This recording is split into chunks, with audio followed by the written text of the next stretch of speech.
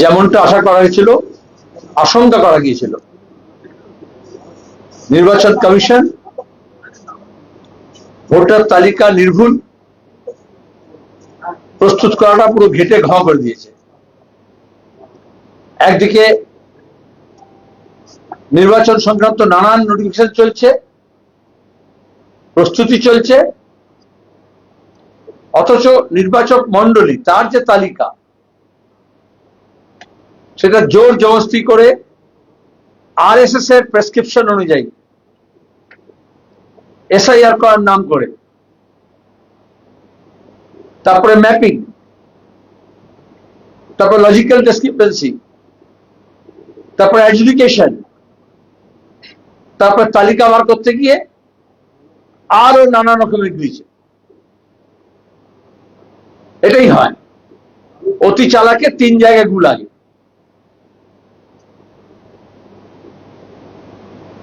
একটা সাংবিধানিক সংস্থা জনপ্রতিনিধি আইন মোতাবেক নিরপেক্ষভাবে সুচারুভাবে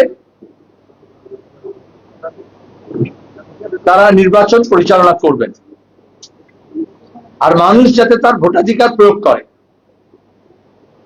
আজকে দাঁড়িয়ে ভোটের আগেই ভোটাধিকার রক্ষা, যা সংবিধানে আমাদের স্বীকৃত গণতান্ত্রিক কাঠামোয় আমরা সংসদীয় গণতন্ত্র বেছে নিয়েছি। দেশের সার্বভৌমত্ব তা পিপলের, জনগণের। যে কোনো গণতান্ত্রিক প্রজাতন্ত্রে তাই নিয়ম। এবং এই সার্বভৌমত্ব, পিপলের যে সার্বভৌম অধিকার, সেটা প্রয়োগ হয় জনপ্রতিনিধিদের মারফত। যেহেতু একসঙ্গে এত কোটি লোক তো সিদ্ধান্ত নিতে পারে না, যাতে আলাপ আলোচনা, তর্ক বিতর্ক, নানান মত তাকে সিনথেসাইজ করা। আরএসএস, বিজেপি তারা এই গণতন্ত্র মানে না। যে কোনো স্বৈরাচারী, যে কোনো ফাসিস্ট, তারা একটা একনায়কতন্ত্রে বিশ্বাস করে। আজকে নানান ভাবে নানা কায়দায় আমাদের সংসদীয় গণতন্ত্রের যে ভিত্তি তাকে নাড়ানো হচ্ছে। আজকে বাংলা মানুষকে সিদ্ধান্ত নিতে হবে ভোট কাকে দেবেন, তার আগে হচ্ছে ভোট দিতে পারবেন কিনা। যাদের ম্যাপিং হয়ে গেছে তারপরে অ্যাডজুডিকেশন, যাদের অ্যাডজুডিকেশন পাঠানো হয়েছে তার মধ্যে ডিলিট, ডাউটফুল, এখনো তালিকা সম্পূর্ণ নয়। এই যে বিভাজন করতে চেয়েছে, আমরা প্রথম থেকে বলেছি এটা রিলিজিয়ন স্পেসিফিক, রিজন স্পেসিফিক। মোদির যে ডেমোগ্রাফিক মিশন আর আরএসএস এর যে অপপ্রচার, বেআইনি অনুপ্রবেশ, রোহিঙ্গা, জিহাদি ইত্যাদি, তাতে তার অংশ হিসেবে ইলেকশন কমিশন ব্যবহৃত হয়েছে। এজন্য আজকে ভোটের অধিকার রক্ষা করাটা বড় কথা। যাদের ভোটার লিস্টে নাম আছে, যাদের নাম এখনো আসেনি, যাদেরকে বিচারাধীন পাঠানো হয়েছে। 2 বিচারাধীন কেন? যারা আরজি করে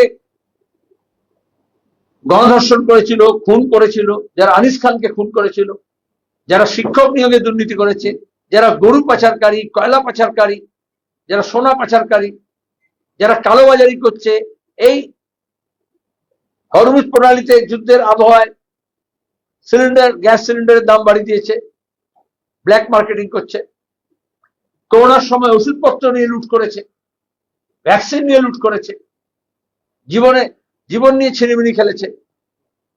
এখনো যে কোনো উৎসব হোক, যে কোনো অনুষ্ঠান হোক, তাকে ঘিরে সাম্প্রদায়িক উস্কানি দিয়ে সাম্প্রদায়িক দাঙ্গাঙ্গালার চেষ্টা করে এবং দাঙ্গাঙ্গামা করেছে, খুন করেছে। বিচার তো তাদের চাইছিলাম আমরা, যাদের জন্য মানুষ ন্যায় চাইলো, ন্যায়ালয়ে তার জন্য সময় নেই, তদন্তকারী সংস্থার সে যোগ্যতা নেই, তার একটা পক্ষ অবলম্বন করে। আর বিচারের বাণী নীরবে নিবৃতে কাঁদে। সেখানে দাঁড়িয়ে নানান রাজ্য থেকে বিচারপতি নিয়ে আসা হয়েছে লোয়ার জুডিশিয়ারি, এবং তারপরে বিচারালয়, ন্যায়ালয় তারা বিবেচনা করবেন। ভোটার লিস্ট করার কাজ প্রশাসন, রাজ্য প্রশাসন এবং কেন্দ্র প্রশাসন, সিওর মারফত, ইসিআই এর মারফত। সবসময় রাখতে হবে আমাদের যে সাংবিধানিক গণতান্ত্রিক কাঠামো, তার যে 3টে পিলার, তাদের জব ডিস্ট্রিবিউশন করা আছে। তাহলে আইনসভা তৈরি হবে ভোটের মোট মারফত। আপনার আইনসভা আমরা দেখতে পাচ্ছি। আজকে মমতা ব্যানার্জি বলছেন নানান রকমের কথা। তাহলে প্রথমে আইনসভা ফেল করলো, বিধানসভা ফেল করলো, পার্লামেন্ট ফেল করলো। যারা আছে আইনসভায় এমন লোকজন নির্বাচিত হয় যারা এই সংকট এবং সমস্যার মোকাবিলা করতে পারে না। আইনসভা গণতান্ত্রিক কাঠামোর মধ্যে এই জন্য প্রয়োজনীয় যে উদ্ভূত সমস্যা আছে তাকে নিরসন করার জন্য আইন প্রণয়ন করতে হয়, তাহলে প্রস্তাব আনতে হয় এবং নানান মতকে এক জায়গায় নিয়ে আসার জন্য, সিনথেসাইজ করার জন্য চেষ্টা করতে হয়। পশ্চিমবঙ্গের বিধানসভা ফেল করলো মমতা ব্যানার্জির নেতৃত্বে। এখানকার স্পিকার যেটা বিধানসভা কেরালায় করতে পারলো, তামিলনাড়ু করতে পারলো এসআইআর এর সময়, সেটা দেশের পার্লামেন্ট এবং রাজ্য বিধানসভা ফেল করলো। এই ফেলিওরটা মানতে হবে। তারপরেও সর্বদলীয় বৈঠক ডেকে কিছুটা নিরসন করার চেষ্টা করা হতো, সেটা করেননি। মমতা ব্যানার্জি সরকারে আসার পরে 2011-তে আগস্ট মাসে একটাই সর্বদলীয় বৈঠক ডেকেছিলেন, শেষ। আগস্টের পরে 11 সালের পরে আর কোন সর্বদলীয় বৈঠক ডাকেননি। সে দাঙ্গা হোক আসানসোলে, রানীগঞ্জে, দাঙ্গাবাজকে তিনি এমপি করতে পারেন, মন্ত্রী করতে পারেন, কিন্তু দাঙ্গা আটকানোর জন্য সর্বদলীয় বৈঠক করতে পারেন না। সে বসিরহাটে হোক আর ধুলাগড়ি হোক, যখনই এই ধরনের ঘটনা ঘটে, সে শামশেরগঞ্জেই হোক, তখন সবাইকে মিলে একসঙ্গে ঐক্যের জন্য, সম্প্রীতির জন্য মাথা লাগাতে হয়। এটাই গণতন্ত্রের নিয়ম। রাজনীতি নিয়ে ঝগড়াঝাটি হতে পারে, ভোট কাকে দেবে না দেবে আলাদা কথা। ভোটাধিকার রক্ষার জন্য সবাইকে নিয়ে একসঙ্গে দাঁড়ানোর দরকার ছিল এই বাংলার বুকে। সে failed, miserably failed. Executive fail করলো কারণ এই যে এসডিও, ডিএম, বিডিও হয়, যেমন পুলিশের ক্ষেত্রে আইসি থেকে হয়, এখন দেখছেন এত অদল বদল হচ্ছে। ভোটের আগে একটা অদল বদল সরকার করলো, এখন ইসিআই করছে। তার মানে কি, এক্সিকিউটিভ প্রশাসন কোন না কোন একটা পক্ষ অবলম্বন করে, তরফদারি করে, নিরপেক্ষ নয়। নির্বাচিত জনপ্রতিনিধি গণতন্ত্রে ফেল করলে বিফলতা মানতে হবে, সে বিজেপির হোক আর তৃণমূলের হোক। আমলাতন্ত্র তখন মাতব্বর হয়ে যায়। মমতা ব্যানার্জি রাজত্বে, মোদীর রাজত্বে এটাই হয়েছে। এখন আমলাতন্ত্র অনেক বেশি, আর তাতে আইনের শাসন থাকে না, নিয়মের শাসন থাকে না। তখন কেস টু কেস হয়, সুটকেস হয়, কারণ কোন নিয়মের শাসন থাকে না। সে যে কোনো একটা অনুমতি দেওয়া হোক, প্রকল্প হোক, কোন সিদ্ধান্তই হোক, তখন দুর্নীতি বাসা বেঁধে ওঠে। কারণ রুল অফ ল না থাকলে প্রশাসন কোন পক্ষে যাবে কোন পক্ষে যাবে না সেটা কেস টু কেস দেখে এবং সুটকেসের উপর নির্ভর করে। মনে আছে নরসিংহ সময় আমরা হর্ষদ মেহতা সুটকেস দেখেছিলাম। এইভাবে দুর্নীতি এবং শাসকের একটা নেক্সাস তৈরি হয়। আইনের শাসন থাকে না, তাদের দুর্নীতি থাকে না, এই লুটের রাজত্ব করার জন্য তখন খুন খারাপি। আজকে দেখলেন প্রকাশ্য দিবালোকে, জনবহুল এলাকায়, গত রাত্রে পাটুলিতে, যাদবপুরে, তো কলকাতা পুরসভার মধ্যে সেখানে খুন হলো। কারা খুন করলো, কারা যুক্ত, কে, সবাই জানে। মেয়রের সঙ্গে ছবি আছে, এমএলএর সঙ্গে ছবি আছে, পুলিশের খাতায় সে ওয়ান্টেড, ছবি লাগানো আছে থানায়। আসা মন্ত্রী এমএলএর সঙ্গে, শাসক দলের সঙ্গে ঘোরাঘুরি করছে।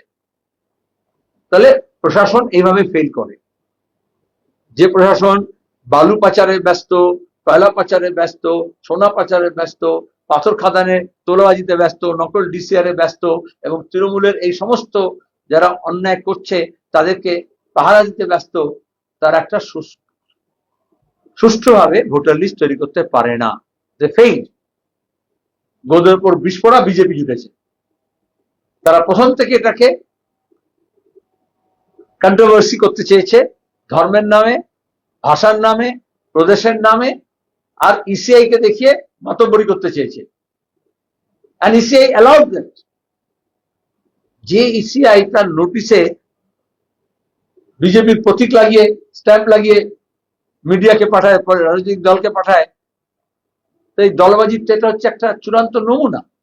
আমাদের রাজ্যে তো আমরা প্রতিদিন দেখছি, একটা নিচুতলা থেকে উপরতলা পর্যন্ত। তাহলে এক্সিকিউটিভ ফেল করলো, সেই জন্যই এখন বিচারালয় ভরসা।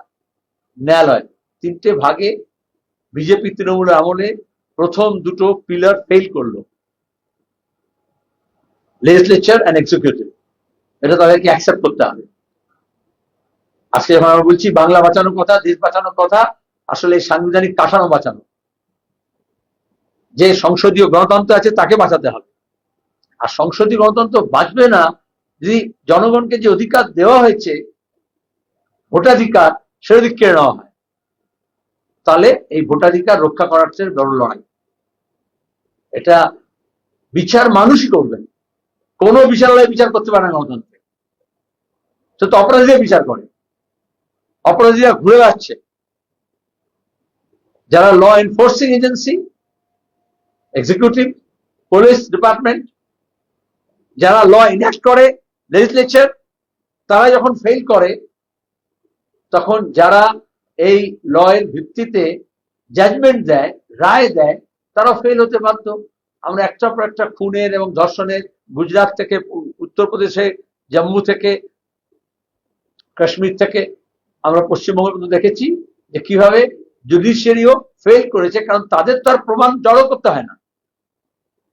তো law enforcing agency, investigative agency, criminal investigative যারা করে, তারা এই সমস্ত সাক্ষ্য প্রমাণ নিয়ে আসে। তারা যদি বায়াস থাকে, তাহলে কানুন তো অন্যায়। এবং অ্যাডজুডিকেশনও তাই হচ্ছে। যারা যে তথ্য চেয়েছিল, যে তথ্য দিয়েছে, যারা এখানকার বাসিন্দা, যারা এখানে জন্মেছে, যারা 8 পুরুষ, 10 পুরুষ, 14 পুরুষ ধরে এখানে আছে, সেটা যদি এক্সিকিউটিভ সেটাকে লোড না করে, সেটা যদি অ্যাডজুডিকেটের কাছে সামনে না হাজির করে বা ঘেটে দেয়, বিজেপি তৃণমূল উভয় ফর্ম 7 এর নামে ঘেটেছে, বিএলও থেকে সিও পর্যন্ত ঘেটেছে। এখন দাঁড়িয়ে আমরা প্রথম থেকে বলেছি, ভোটার লিস্ট ঠিক মতো না হলে ভোট কখনো ঠিক মতো হতে পারে না। ভোটার লিস্ট ফার্স্ট, ভোট দেন। আগামী সোমবার এবং মঙ্গলবার, মার্চ 30 and 31, গোটা রাজ্য জুড়ে যারা ভোট প্রার্থী, যারা ভোটদাতা, যাদের ভোটার লিস্টে নাম ওঠেনি, তাদের সবার কাছে আবেদন করছি, তারা বিক্ষোভ প্রদর্শন, ধর্ণা করবেন মানুষের ভোটাধিকার ফেরত নিয়ে আসার জন্য, আমাদের গণতান্ত্রিক কাঠামোকে বাঁচানোর জন্য এবং সাংবিধানিক ব্যবস্থাকে টিকিয়ে রাখার জন্য। সেটাই ভেঙে পড়ছে, চোখের সামনে আমরা দেখছি। আর এটাই চেয়েছিল। ফাঁসিবাদকে নিয়ে আসতে হলে, এই যে না ফাঁসিবাদী কথা বলি, অনেকে বোঝেন না, এটা হচ্ছে তারই এক একটা ধাপ। দরকার হলে তারা জার্মানি দেখেছিলাম, রাইসটাকে আগুন লাগিয়ে দেয়, পার্লামেন্ট ভবনে আগুন লাগিয়ে দেয়, আর নাহলে গোটা নির্বাচনী প্রক্রিয়াকে ধ্বংস করে দেয়। এত ক্লাসিক্যাল ফ্যাসিজমে যারা অধ্যয়ন করেছেন তারা জানেন। তার বিরুদ্ধে আমাদের এই লড়াই। আর এই জন্যই নির্বাচন কমিশন এ রাজ্যের, এ দেশের জনগণের বিরুদ্ধে যুদ্ধ ঘোষণা করেছে। আমরা আগেই বলেছিলাম, গণতন্ত্রে কখনো গণতান্ত্রিক কাঠামোকে নির্বাচিত করার জন্য যারা সাংবিধানিকভাবে দায়িত্বপ্রাপ্ত, তারা সেই জনগণের বিরুদ্ধে যুদ্ধ ঘোষণা করে কখনো জনপ্রতিনিধিত্বমূলক গণতন্ত্রকে বাঁচিয়ে রাখতে পারে না। আমাদের এর মধ্যেই দাঁড়িয়ে নির্বাচনী প্রচার শুরু হয়েছে, ব্যাপক মানুষের সাড়া পাওয়া যাচ্ছে। বামফ্রন্ট এবং বামফ্রন্টের বাইরেও আমাদের সহযোগী শক্তি, তাদের সঙ্গে আসন সমঝোতা হয়েছে। শেষ 7-8টা আসন আছে, যেগুলো এর মধ্যে আজকালের মধ্যে ঘোষণা হয়ে যাবে। এবং আমরা মনে করি যে এই ঐক্যটা মানুষ চাইছেন, এ রাজ্যের মানুষ চাইছেন। তলার মানুষ ভীষণভাবে ঐক্যের পক্ষে, বিজেপি এবং তৃণমূল দুজনকে পরাস্ত করার জন্য। এত সব কাণ্ড কারখানা করো, মন্দির তৈরি করে, পরিবর্তন যাত্রা করে, কোটি কোটি টাকার পাবলিকেশন এক্সারসাইজ করেও বিজেপি তৃণমূল তাদের বাইনারিকে এস্টাবলিশ করতে পারছে না। মানুষ তার রুটি রুজি, জিনিসপত্রের দাম, গ্যাসের ব্ল্যাক মার্কেটিং, আলু কৃষকের আত্মহত্যার মতো করার অভ্যাস পর্যায়ে চলে যাওয়া হয়েছে, যেখানে আলু যা উৎপাদনের যা খরচ, সেটা মাঠে দাঁড়িয়ে এসে দাম পাচ্ছে না তারা, অথচ আমরা বাজারে বেশি দামে কিনছি। শাক সবজির দামের অবস্থা তাই, দৈনন্দিন প্রয়োজনের চাহিদা অনুযায়ী। আর এজন্যই আমরা বরাবর চেয়েছি গণবন্টন ব্যবস্থা সুষ্ঠুভাবে চলুক। আর যখন যারা বিপদ হয়, যখন আলু, যখন সবজির, করোনার সময় থেকে আমরা দেখেছি, তখন ঝাঁপিয়ে পড়তে হয়। কিন্তু বিজেপি এবং তৃণমূল সরকার কখনো মানুষের কল্যাণের জন্য কাজের ঝাঁপিয়ে পড়েনি। তাহলে আজকে গ্যাস সংকটে দোকান বন্ধ হচ্ছে, কমার্শিয়াল এস্টাবলিশমেন্ট বন্ধ হচ্ছে। এবার গৃহস্থের রান্না বান্নার জায়গায় এখন ভোটের সময় গিয়ে কেউ ঘুরে দিয়ে দিচ্ছে। এসব তামাশা করা না রাজনীতিটা। কেউ রুটি বেড়ে দিচ্ছে, কেউ বাসন মেজে দিচ্ছে, দুদিন পরে দেখবো সেপ্টিক ট্যাঙ্ক পরিষ্কার করে দিচ্ছে। এবং সেগুলোতে দেখবেন আরো নানান রকমের ক্রিয়েটিভ সাজেশন দিচ্ছে বিজেপি আর তৃণমূল প্রার্থীদের জন্য। আমরা চাইছি নির্বাচনটা একটা রাজনৈতিক লড়াই, সেখানে রাজনৈতিক প্রসঙ্গ সামনে আসুক। কার কি অবস্থান, যুদ্ধ নিয়ে কার অবস্থান, শান্তির পক্ষে কে, যুদ্ধের পক্ষে কে, কালোবাজারির পক্ষে কে, মজুদারির পক্ষে কে, আর মানুষ যাতে ন্যূনতম সাপ্লাই একটা সহনীয় দামের মধ্যে পায়, তার আয় যাতে বাড়ে, ব্যয় যাতে কমে, তার চিকিৎসায় যাতে ব্যবস্থা হয় সরকারি, তার শিক্ষার ব্যবস্থা হয় সরকারি, সে মান যাতে উন্নত হয়, তার রুটি রুজির ব্যবস্থা হয়, সে কৃষিকাজই করুক, আর কলে কারখানায় কাজ করুক, আর অফিস আদালতে কাজ করুক, সে শিক্ষিত হোক, উচ্চশিক্ষিত হোক, পেশাদার হোক, সেলফ এমপ্লয়েড হোক, অল্প শিক্ষিত হোক, ড্রপ আউটস হোক, অশিক্ষিত হোক, able bodied men and women, যারা পরিশ্রম করতে পারে, মেহনত করতে পারে, তার মেহনত করার, কাজ করার অধিকার, এবং তার বিনিময়ে তার রোজগার ন্যূনতম, এই নিয়ে লড়াই হোক। অনেক চেষ্টা হয়েছে উত্তর থেকে দক্ষিণ পর্যন্ত, উত্তর ভারতের মতো মন্দির তৈরি করার নাম দিয়ে, মসজিদ তৈরি করার নাম দিয়ে, কিন্তু আসলে বাংলার মানুষ এই বাংলাকে বাঁচাতে, তার রুটি রুজিকে বাঁচাতে, তার স্বাস্থ্য শিক্ষার অধিকারকে বাঁচাতে, তার পথ ঘাট, রাস্তাঘাট, পানীয় জলকে বাঁচাতে, তার পরিবহনকে বাঁচাতে তারা উন্মুখ। এবং সেজন্যই একটা বাম পন্থার পুনরুত্থান, বাংলার পুনরুজ্জীবনের জন্য বাম পন্থার পুনরুত্থান প্রয়োজনীয়, সেটা মানুষ বুঝতে পারছেন। এখানে দাঁড়িয়ে কেউ বলছে এখন বিজেপি বলছে এটা তৃণমূলের সুবিধা হয়ে যাবে, আর তৃণমূল বলছে বিজেপির সুবিধা হয়ে যাবে। আর বামপন্থীদের নিয়ে যত রকমের কেরামতি করছে, যারা বামপন্থাকে অস্বীকার করেছিল, আজকে ভয় পেয়েছে ওরা। এবং বাংলার কোন হিসেব, রাজনৈতিক হিসেব সম্পূর্ণ হয় না বামপন্থার কে হিসেবের মধ্যে না ধরে।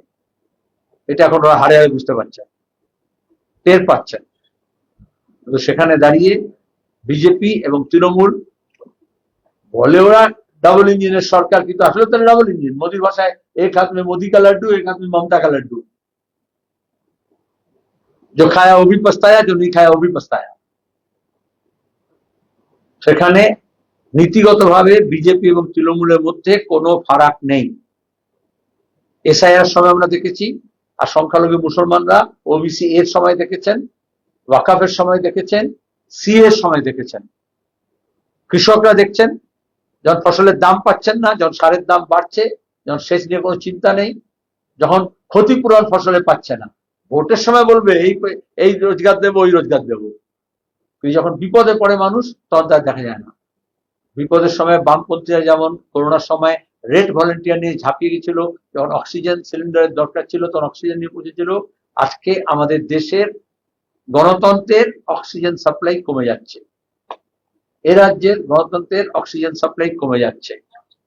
তাহলে ট্রাইব্যুনালের প্রশ্নে, আইনি সহায়তার প্রশ্নে, ভোটাধিকার রক্ষার প্রশ্নে মানুষ দিশেহারা।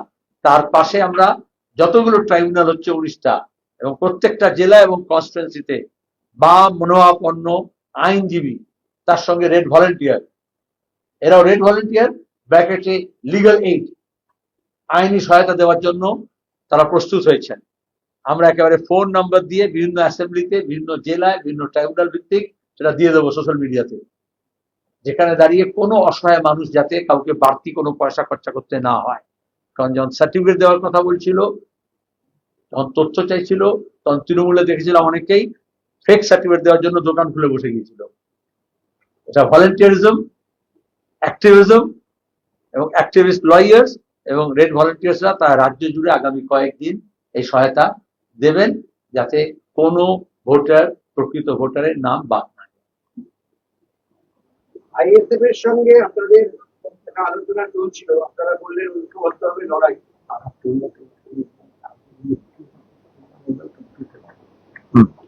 সরি, আইএসএফ এর সঙ্গে আপনাদের একটা আলোচনা চলছিল এবং আপনারা এখন বললেন যে ঐক্যবদ্ধ লড়াই। আইএসএফ এর সঙ্গে কোথাও কোনো মানে কোনো প্রবলেম আছে?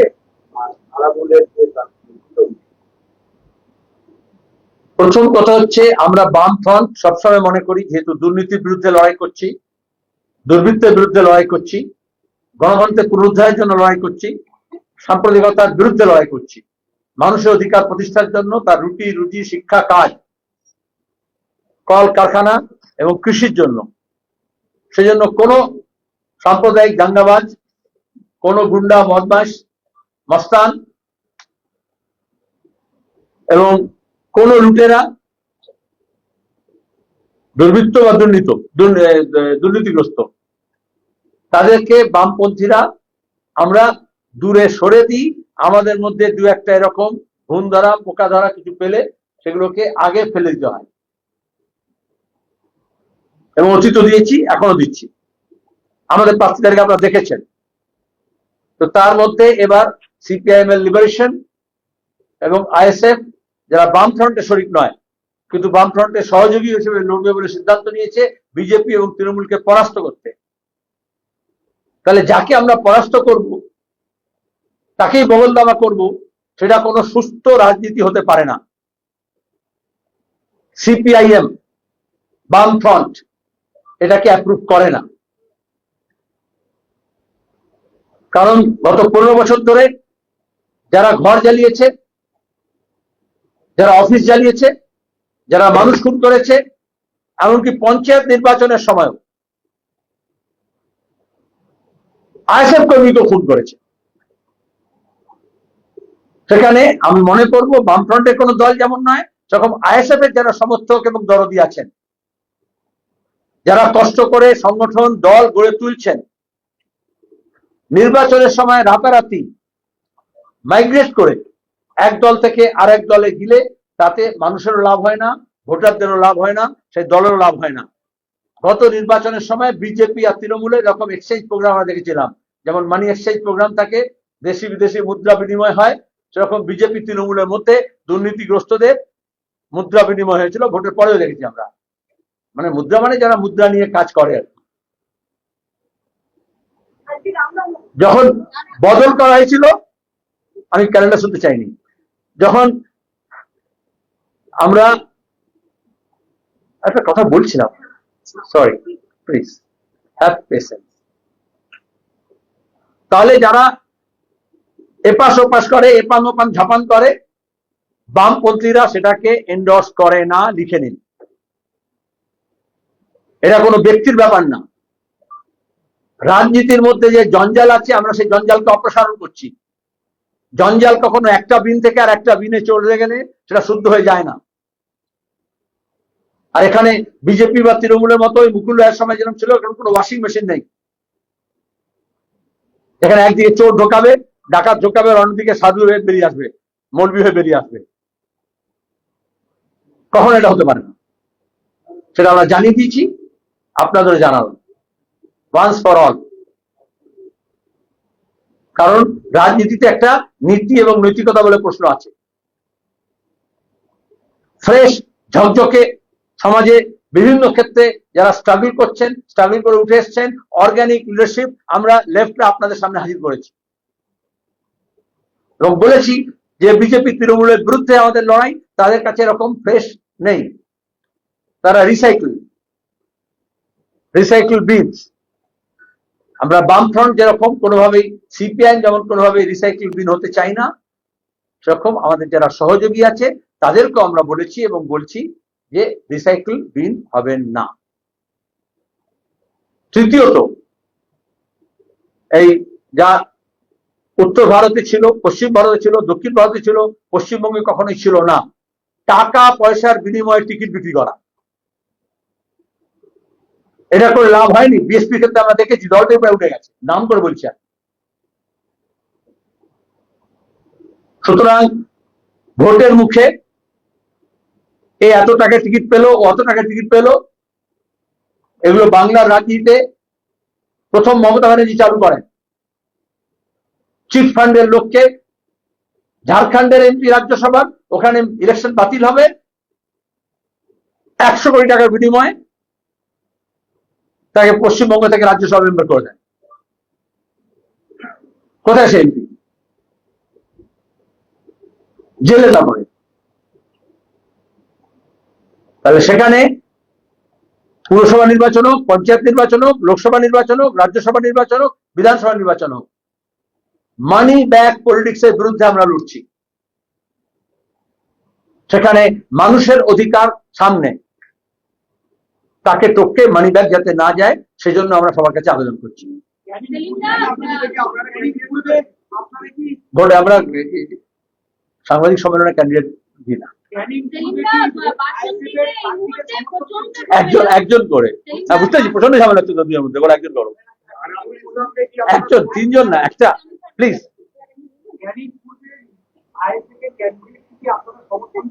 আমি যা বলেছি আপনার যদি বুদ্ধি থাকে আপনি নিশ্চয়ই বুঝেছেন আশা করি। ইয়োর টার্ন অনেক, প্লিজ প্লিজ। আপনি সাংবাদিক না, তাহলে একজন প্রশ্ন করছে, প্লিজ, হয়ে গেছে। ভিডিও কনফারেন্সে কথা বলবেন, এই যে উদ্ভূত পরিস্থিতি তৈরি হয়েছে গোটা বিশ্ব জুড়ে, সেই নিয়ে কথা বলবেন। কিন্তু যে সমস্ত রাজ্যের মুখ্যমন্ত্রীরা রয়েছেন, ইলেকশন রয়েছে, তারা থাকবেন না। প্রধানমন্ত্রীর এই উদ্যোগটাকে কিভাবে দেখছেন সেলিমদা? উদ্যোগ অনেক দূরই, কোনো উদ্যোগই নয়। উনি নাকি ইউক্রেনের যুদ্ধ সামলান, আটকান, আর যখন অপারেশন সিন্দুর হলো তখন ট্রাম্প আটকালো।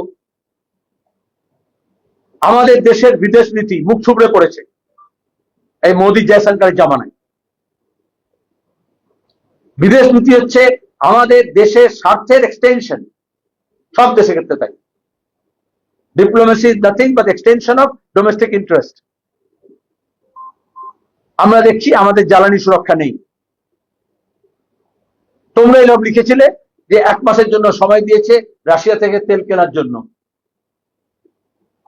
আমরা 25 বছর ধরে বলেছিলাম Iran India gas pipeline, Oman থেকে গ্যাস পাইপলাইন। বামপন্থীরা যখন দুর্বল হয়েছে মানে আর ওই গ্যাস পাইপলাইনের গল্প নেই। আমরা বলেছিলাম বাংলাদেশ থেকে আমাদের এখানে গ্যাস পাইপলাইন।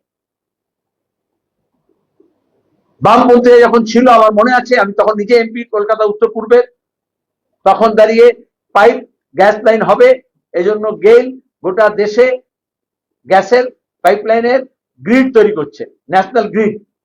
আর কোনো খবরে থাকে না, কোন ডেভেলপমেন্ট স্টোরিজ। আমাদের দুর্গাপুর থেকে কলকাতা ডানকুনি পর্যন্ত যাতে শিল্প গড়ে ওঠে এবং গ্যাস বেসড হয় এনার্জি সাপ্লাই, আর আমাদের ডোমেস্টিক সাপ্লাই হলো না কেন? বিজেপি তৃণমূল জবাব দেবে না। আর এখন আদানি গ্যাসের জন্য, আম্বানি অয়েলের জন্য প্রশ্ন করেছে, স্বাভাবিক, উদ্ভূত পরিস্থিতির জন্য, বলতে পারছে না যুদ্ধের জন্য। কারণ গত 4 বছর ধরে তো, 5 বছর ধরে তো যুদ্ধকে গ্লোরিফাই করা হয়েছে, রণংদেহী করা হয়েছে। টেলিভিশন চ্যানেলগুলোতে একেবারে যুদ্ধ করা হয়েছে চ্যানেলে বসে। আর আমরা যখন বলেছি যুদ্ধ নয় শান্তি, তখন বলছে এটা দেশদ্রোহী। তাহলে এখন যুদ্ধ পরিস্থিতি বলতে পারছে না, শব্দ উচ্চারণ করতে পারছে না। মিডিয়ার অবস্থা দেখে আমার হাসি পাচ্ছে, সরি টু সে। তাহলে যুদ্ধ কখনো সমস্যার সমাধান নয়।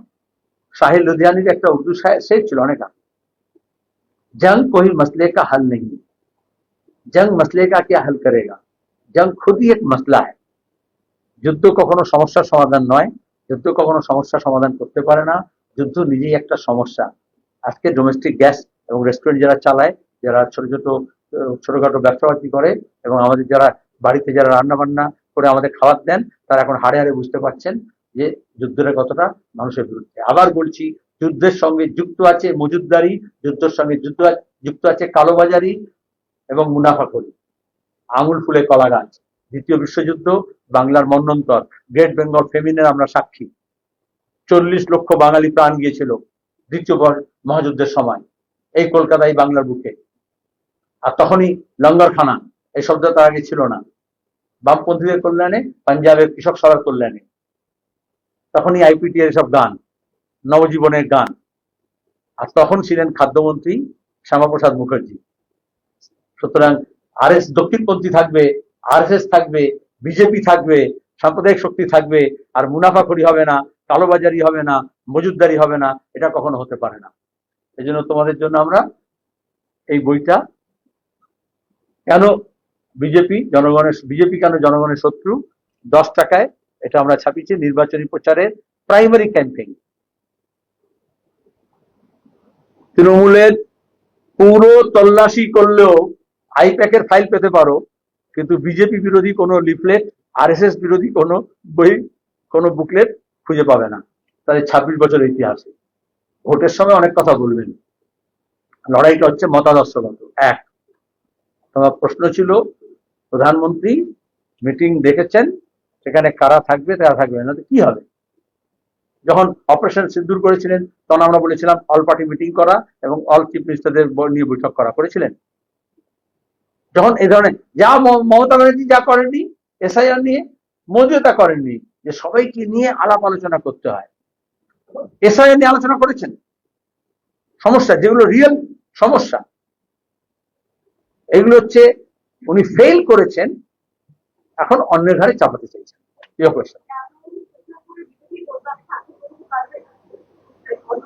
আজকে কি রামনবমী ঘিরে কোনো বড় দাঙ্গা হয়েছে? এই দাঙ্গা হতো বড়, যে দাঙ্গা হতো বড়, তাহলে নিশ্চয়ই সাম্প্রদায়িক শক্তি তারা হচ্ছে এর মধ্যে আস্তিন ঘটাতো। আমি সাম্প্রদায়িক শক্তি বলেছি, তুই নাম বলছো কেন? এরকম নাম বলতে মিডিয়াকে ব্যস্ত হতে নেই, প্রশ্নের মধ্যে উত্তর বুঝে দিতে নেই, সরি। আমরা বলছি বিভাজনের রাজনীতি যেটা বিজেপি আর তৃণমূল পশ্চিমবঙ্গে করছে, সেটা উৎসব নিয়ে হতে পারে, সেটা কোনো তিথি নক্ষত্র দেখে হতে পারে, সেটা ধর্মীয় কোনো অনুষ্ঠান হতে পারে, সেটাকে ভোটের ক্যালেন্ডারের বছরে আরো বেশি করে ব্যবহার করা হয়। এবং তৃণমূলের একটা ইতিহাস আছে, if you can't beat them join them. Trinamool দলটাই জয়েন করে গেছে ত্রিপুরা বিজেপির মধ্যে, অরুণাচল প্রদেশে, মেঘালয়ে, মণিপুরে, আসামেও করেছিল, আবার ভোটের সময় দেখছি আবার পুনর বেরিয়ে এসছে আর কি। সুতরাং ওরা এই সাম্প্রদায়িক শক্তি বা রামনবমীকে ঘিরে, এটা রামনবমী বলে নয়, আমি বলছি যে কোনো তিথি নক্ষত্র। রামনবমী কেন তো আশঙ্কার ব্যাপার, অনেকে নতুন প্রজন্ম জানে না। স্বাধীন ভারতে নতুন পর্যায়ে যে দাঙ্গা আরম্ভ হলো, ঠিক আছে, যেরকম পরাধীন দেশে প্রথমে দাঙ্গা আরম্ভ হয়েছিল বিসর্জনের মিছিল এবং মহরমের মিছিলকে ঘিরে 19 শতকের শেষের দিকে। আর এই স্বাধীন ভারতে 77-এ যখন কংগ্রেস দল চলে গেল, জনতা পার্টি সরকার তৈরি হলো, তখন দ্বিতীয় পর্যায়ে এই যে দাঙ্গা হাঙ্গামার রেস শুরু হলো। মিরাট, মালিয়ানা, বিহার শরীফ, নালন্দা, জামশেদপুর, পরবর্তীকালে ভাগলপুর, এই যে দাঙ্গার ইতিহাস, সেটা সূত্রপাত হচ্ছে জামশেদপুরে রামনবমী ঝান্ডা আরোহণ। তখন মিছিল বলতো না, রামনবমী ঝান্ডা আরোহণ, ওই যে এখন একটা হয় না ঝান্ডা। আচ্ছা, তোমার গিয়ে আমি আর বলছি ধর্মতত্ত্ব বলছি না, সেই জন্য তখন থেকে এই শুরু হয় বিহার থেকে গুজরাট পর্যন্ত, যে রামনবমীকে ঘিরে উৎসবের নাম করে ধর্মীয় বিশ্বাসকে ব্যবহার করে কিভাবে দাঙ্গা হাঙ্গামা লাগানো যায়। আমাদের রাজ্যে এটা বিজেপি নিয়ে আসে, মমতা যখন খাল কেটে কুমিরার মতো নিয়ে আসে, তারপরে তৃণমূল তার সঙ্গে যুক্ত হয়ে যায়। এখন দুজনের মধ্যে রেষারেষি হচ্ছে, কম্পিটিটিভ, যে কে কত বেশি ভক্ত। এটা কে কত বেশি রাম ভক্ত তা নয়, কে কত বেশি ভোট ভক্ত। রাম ভক্ত মানুষরা যাচ্ছেন মিছিলে, তারা ধর্মাচরণ করছেন, ধর্মাচরণের সঙ্গে আমাদের কোনো সমস্যা নেই। কিন্তু ধর্মকে ঘিরে যারা ভোট বাক্স, তোমার প্রশ্নের মধ্যে এটা এলো, তো ভোটের প্রশ্ন এলো কেন? আর ইনসিডেন্টালি যেহেতু মার্চের শেষে বা এপ্রিলের গোড়ায় হয়, ভোটের সিজনে হয় রামনবমী, যে বছর ভোট হয় সে বছরটাকে ঘিরে বেশি উন্মাদনা তৈরি করার চেষ্টা করা হয়। যাদবপুর ইউনিভার্সিটি বা কলকাতা বিশ্ববিদ্যালয়, সেখানে রামনবমী করার কারণ কি হতে পারে? মানে ইউনিভার্সিটির সাথে পড়াশোনার সাথে সেখানে রামনবমী সরস্বতী পুজো হতে পারে, রামনবমী উৎসব এরকম আগের বারও হয়েছিল যাদবপুরে, এবারও ক্যালকাটা ইউনিভার্সিটি এবং যাদবপুর ইউনিভার্সিটিতে রামনবমী। আমরা ছোটবেলা থেকে স্কুলকে, পাঠশালাকে বিদ্যা মন্দির, শিক্ষা মন্দির এরকম নামে অভিহিত হতে দেখেছি। বোধহয় যারা হচ্ছে এই রামনবমী বা হনুমান জয়ন্তী করে, তারা মনে করে যে ওখানে মন্দির শব্দটা যখন আছে এটা ওদের ব্যাপার। যেমন এক সময় এরকম ছিল, আমি বলবো না, এখন মারা গেছেন, তৃণমূলের নেতা ছিলেন, তিনি হাসপাতালে লেবার রুম দেখে সেখানে ঢুকতে চেয়েছিলেন, বলছে আমি লেবার লিডার, আমি সেখানে ঢুকবো না কেন। তো এরকম এরকম হতেই পারে যে যেহেতু শিক্ষার সঙ্গে সম্পর্ক নেই, কিন্তু মনে করছে আসলে তা নয়। যোগ অ্যাপার্ট, যোগ অ্যাপার্ট। অনেকেই মনে করে এই বিশ্ববিদ্যালয়গুলো হচ্ছে এমন জায়গা যেখানে যুক্তি মুক্ত বুদ্ধি চর্চা হয়। এজন্য সব ধরনের সাম্প্রদায়িক শক্তি তারা এই ইউনিভার্সিটিগুলোকে টার্গেট করে। সেটা জেএনইউ হতে পারে, সেটা জেইউ হতে পারে, প্রেসিডেন্সি হতে পারে। তখন তো রামনবমী ছিল না, তৃণমূলের বাইরের মস্তানরা প্রেসিডেন্সি কলেজে গেটের সামনে দাঁড়িয়ে ছাত্রদেরকে সাজাচ্ছিল, মনে নেই? যুদ্ধ ঘোষণা করেছিল, মনে নেই? আজকে ইরানে যা হচ্ছে, মার্কিন সাম্রাজ্যবাদ আতঙ্ক করাচ্ছে, ইসরায়েল বোমা ফেলছে, মিসাইল ফেলছে, তার আমরা বিরুদ্ধে। তো আয়াতুল্লাহ খোমেনি যখন সো কল্ড ইসলামিক রেভলিউশনের নামে 78 সালে যখন ইরান দখল করেছিলেন, তখন তার প্রথম উক্তি ছিল তেহরান বিশ্ববিদ্যালয় কামান দাগো, কারণ বিশ্ববিদ্যালয় হচ্ছে শয়তান তৈরির কারখানা। এটা মোদী মমতারও বিশ্বাস করেন, সেই জন্য শিক্ষাকে ধ্বংস করেন। পানিহাটিতে বিজেপি শেষ পর্যন্ত প্রার্থীর নাম ঘোষণা করেছে এবং যিনি প্রার্থী হয়েছেন তাকে মানে আর্থিকর কাণ্ডের যে ঘটনা মা তিনি প্রার্থী। এটা শেষ পর্যন্ত ঘোষণা করেছে বিজেপি না, তাহলে আসলে জাস্টিস ফর আরজি করের যে আরজি ছিল, যে লড়াই ছিল, যে সংগ্রাম ছিল, যে দাবি ছিল, তার থেকে শেষ পর্যন্ত তার পরিবার হাত গুটিয়ে নিয়েছে। এবং যারা জম্মুর আসিফা কাণ্ড থেকে হাতরাস পর্যন্ত ধর্ষণের পক্ষে আছে, যারা বিলকিস বানুর ধর্ষণকারীদের মুক্ত করে মালা পরায়, তাদের কাছে পৌঁছে গিয়েছেন। সুতরাং সেখানে আর এই জাস্টিসের লড়াই শেষ হয়ে যায় না, এটা বললাম। তারা নিজেদেরকে বিযুক্ত করলেন, কিন্তু লড়াইটা আরো জোরদার হবে। যারা অন্যায়ের বিরুদ্ধে লড়াই করে, এটা কোনো একটা পরিবার, কোনো একটা ব্যক্তির ব্যাপার না, অন্যায়ের বিরুদ্ধে লড়াই আরো জোরদার হবে।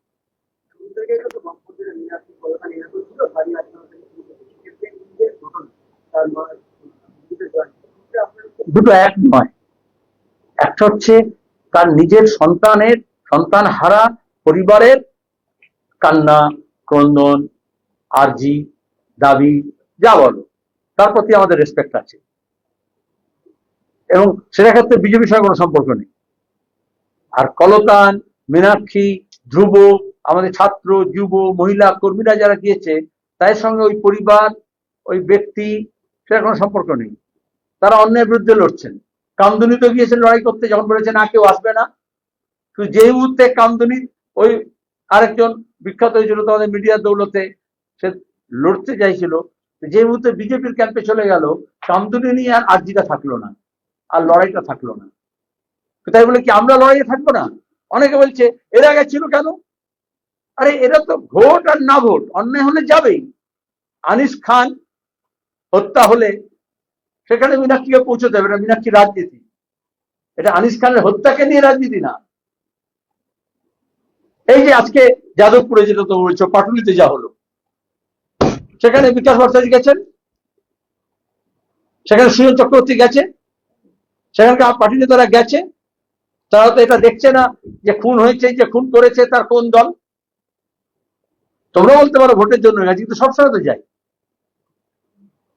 বরঞ্চ বিজেপিকে প্রশ্ন করো, 2019-এর লোকসভা নির্বাচনে দাড়িভিটে, ওরা নাম ভুলে গেছে, রাজেশ তাপস খুন হয়েছিল, তাকে নিয়ে গুজরাটেরও ভোট হয়েছে, দিল্লিরও ভোট হয়েছে, সব জায়গায় বিজেপি নিয়ে ঘুরেছে।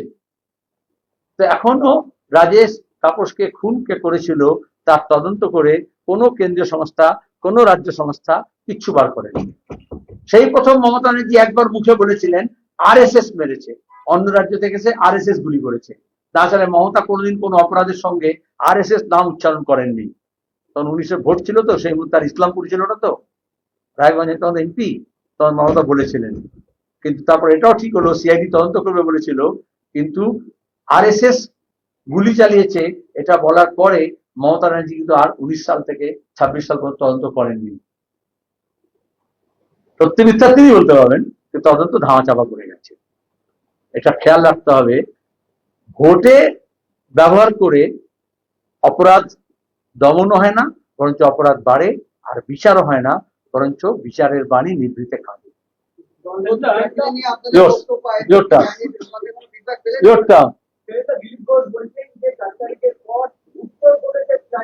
আমি অপরাধ বলছিলাম, দুর্বৃত্ত বলছিলাম, অপরাধী বলছিলাম, ব্র্যান্ড নেম না প্রমোট করলে হয়। নাম বলবি, হ্যাঁ বলো।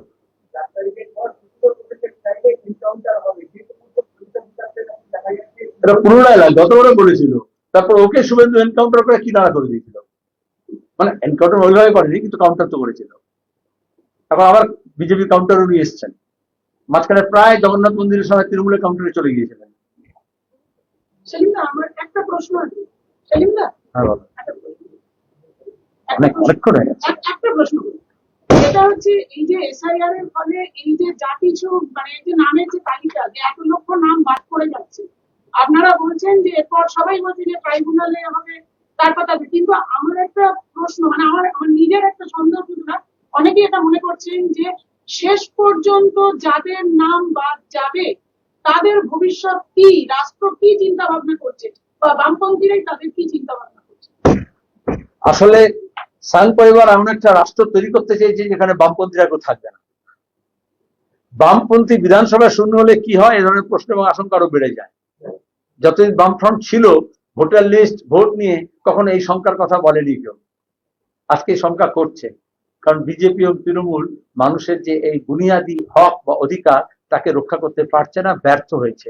আর এই জন্যই বামপন্থা পুনরুত্থান দরকার, বামপন্থী মজবুত করা দরকার। তাহলে তারা শেষ পর্যন্ত, শেষ রক্তবিন্দু দিয়ে মানুষের অধিকার রক্ষা করবে, মানবাধিকার রক্ষা করবে, সাংবিধানিক অধিকার রক্ষা করবে। একটা একটু বোঝার জন্য, মানে আপনি না বললেও হবে, সেটা হচ্ছে যে একটা তো আরাবুল দিয়ে একটা বার্তা, কিন্তু আমরা দেখেছি যে দুটো আসলে ওয়াল ম্যাপিং হয়েছে, সিপিএম ঘোষণা করার পর ওখানে ঘোষণা করে দিয়েছে, ভোটটা এসে গেল, আপনারা এবার সবার আগে বের করেছিলেন। এই প্রক্রিয়াটা কতদিন ধরে চলবে, মানে প্রক্রিয়াটা কি হবে? It's a struggle for unity and unity for struggle. We want unity for this struggle, to strengthen this struggle, and to strengthen this struggle, unity is the need of hour. আর ইউনিটি জন্য একটা struggle করতে হয়, within the left, among the left, এবং লেফটের বাইরেও যে শক্তি আছে তাদের সংযোগ। সেখানে আমরা অনেক দূর এগিয়েছি। ঐক্যের জন্য অনেককে অনেক ত্যাগ স্বীকার করতে হয়, কারণ আন্দোলনের জন্য, সংগ্রামের জন্য ঐক্যের প্রয়োজন হয়। সেই সংগ্রামকে দৃঢ় করার জন্য নির্বাচনে একটা সংগ্রাম, কিন্তু সেটা শেষ সংগ্রাম নয়। যারা নির্বাচনকে শেষ সংগ্রাম মনে করেন তাদের কথা আলাদা। বামপন্থীরা মনে করে শেষ সংগ্রামটা হচ্ছে সমাজের আমূল পরিবর্তন, একেবারে নিচ থেকে একদম নাড়া দেওয়া, এবং সেখানে দাঁড়িয়ে যারা প্রতিভূ হয়ে বসে আছে তাদেরকে অপসারণ করা। ওই যে গানটা ছিল না, ছর ছর ছর ছর কাঁপেঙ্গে ये धरती, যখন মসনদ নাড়বে এবং সবচেয়ে নিচুতলা প্রান্তিক মানুষ যখন মসনদের উপরে বসবে, লড়াইটা তার জন্য। এটা সব বামপন্থীই বোঝে না, আর যারা বামপন্থী নয় তারা তো বুঝবেই না। সেজন্য দাঁড়িয়ে আমরা এই ঐক্যের সংগ্রাম করে যাব, বৃহত্তর ঐক্য আমরা গড়ে তুলব। কারণ যখন নয়া ফাঁসিবাদী শক্তিকে রুখতে হবে, তখন আরো বেশি ঐক্যটা প্রয়োজনীয়। সেখানে বিভাজনের রাজনীতির বিরুদ্ধে আমরা এই ঐক্যের প্রয়াস চালিয়ে যাব। তোমার প্রশ্ন হচ্ছে আরো কতদিন? আর কতদিন? আচ্ছা, বিচারের জন্য আর কতদিন মনে আছে? হ্যাঁ, তো সেই লড়াই কোথাও থেমে যাবে না, চলবে, ঐক্য স্থাপন হবে এ আশা করি। এবং যারা এই ঐক্যকে ভাঙতে চাইছে তার মধ্যে দেশি বিদেশি প্রতিক্রিয়ার চক্র যেমন আছে, রাজ্য এবং কেন্দ্রের এজেন্সিস গুলো আছে। সিপিআইএম স্পষ্ট করে বলতে পারে আমাদের সিদ্ধান্ত আমরা করি। সব দল যদি নিজের সিদ্ধান্ত নিজে করে এবং অন্যের দ্বারা প্রভাবিত না হয়, তাহলে এই ঐক্য অনেক বেশি স্মুথ হয়ে যায়। ধন্যবাদ। Thank you.